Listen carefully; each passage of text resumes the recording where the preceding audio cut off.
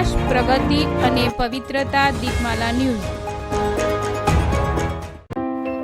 નમસ્કાર. કાંઠા જતા પદયાત્રીઓ માટે કલોલ રેલવે પૂર્વ ખાતે જય હડકમય મિત્ર મંડળ સેવા કેમ્પ યોજાયો.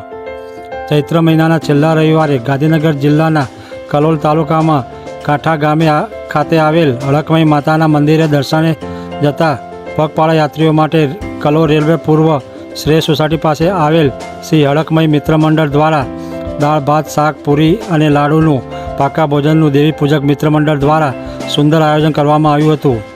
આ કેમ્પમાં પગપાળા યાત્રીઓ માટે રહેવા તેમજ નાહવા ધોવાની પણ સુંદર વ્યવસ્થા કરવામાં આવી હતી.